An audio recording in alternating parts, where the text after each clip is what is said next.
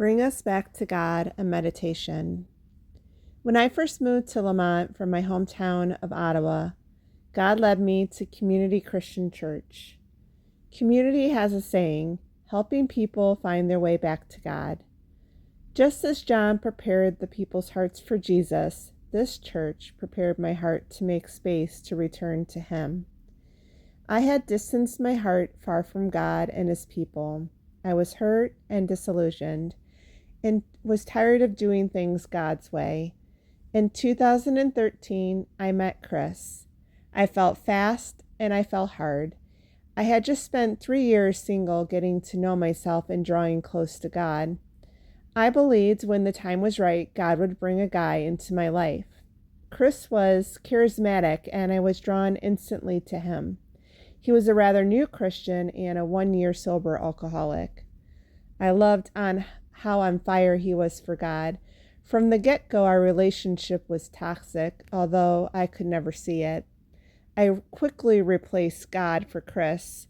I worshiped and adored him. He was on my pedestal and he could do no wrong. Over the next year, I constantly compared myself to him and felt less than, and was jealous whenever he would give attention to others. I quickly became codependent with him. It was a recipe for disaster. God broke us up. In Deuteronomy 5:7, God says, "You shall have no other gods before me." Looking back now, I have no doubt God was taking me out of this relationship. God began to show me that He had given me a gift and I had turned it into my God. Not only had He become a love idol to me, but I was also addicted to Him. And I wasn't about to let God take him away. It was a mess. At first, I would try not to be around him, but then I would put myself wherever he was. While we were dating, I began my recovery from childhood abuse, so when we broke up, I was already going to recovery meetings and was sharing a sponsor with him. I continued to attend recovery meetings after we broke up, so he was still in my life. I just couldn't let go, even though God told me to. I did this for the next 3 years, and I just couldn't get over him. I was still hanging on. Eventually, he began dating a mutual friend and married her. I felt betrayed, bitter, and disillusioned. I was so mad at God. It was time to do things my way. When I went my own way, I left my church and all my friends behind. Eventually, I met a great guy and moved away. But my heart was distant and numb from all the heartbreak. One Sunday at Community Christian, they played a song called "Make Room."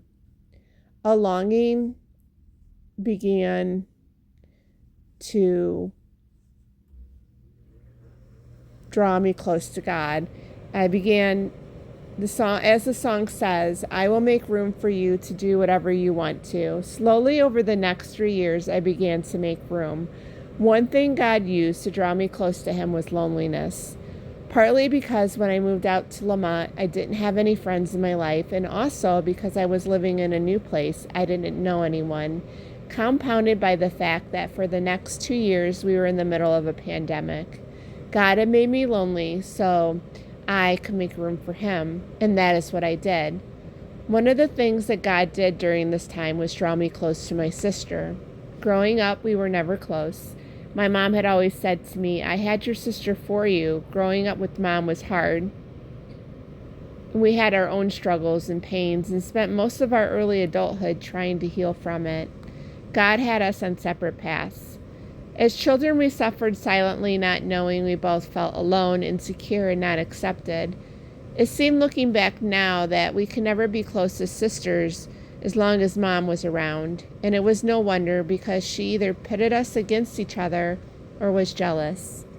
After a year after my mom passed away, I realized I never really knew my sister, and I was seeing her through the filter of the past. So one Sunday I prayed that God would draw me close to my sister. God used that empty space to draw me close to her and to Him. I believe that in my late 30s, when God began to heal me, He brought many wonderful women into my life to love me when I couldn't love myself, and to heal my mother wounds. These women will always nestle closely into my heart, and I think of them often, and I'm grateful for how they helped to bring healing to my life. I needed this before God could bring my sister and I close together and to walk this path side by side. As I made room for God, He grew in my heart when He gave Daisy to me. Before I met Daisy, I was still struggling with loneliness, and my heart still felt numb most of the time. But God has a way of using the most unlikely things to open our hearts. I was never a dog person. Honestly, I didn't like dogs, and I would actually cross the street if I saw a dog coming. We never planned on getting a dog, but God had His plans, and my life was about to never be the same again. It was Father's Day, and we went to visit my dad. While we were there, we went out to the barn to look at the dogs. This was something we normally did when we visited him. But on this day, there she was, the dog that would open my heart. With her warm, soft eyes, she pulled me in, and I haven't been the same since.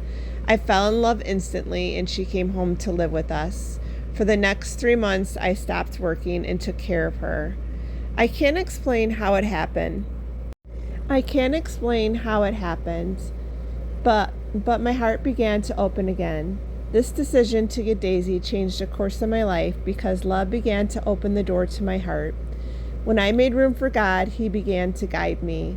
In this room, God whispers.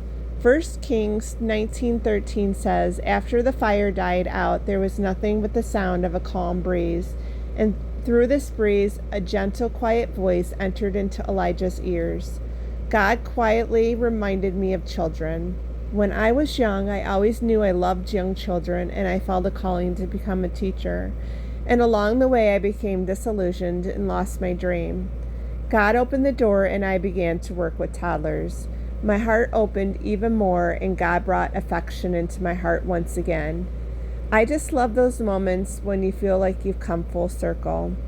God has a way of preparing our hearts to embrace His ways and to bring us back to Him. It's when we make room for Him that His light fills our hearts like a glorious sunrise. We discover how tender He truly is. When we make room for Him, His words come into our hearts with dazzling light, and He shines upon all of our darkness, all of our disillusionment, and He eliminates our hearts and leads us to peace. As I made room for Him, I've experienced His favor through Daisy. I've experienced His purpose in my calling to love and nurture toddlers, and I've experienced His presence with me through the loneliness and the long nights.